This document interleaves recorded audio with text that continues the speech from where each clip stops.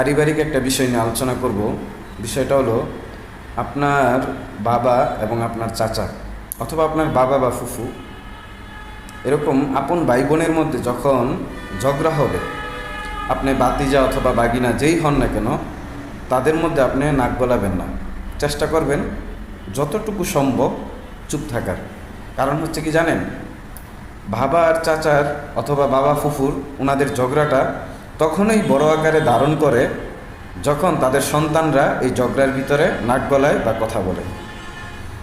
তো হয় কি, এই ঝগড়াটা পরবর্তী প্রজন্ম চলতেই থাকে।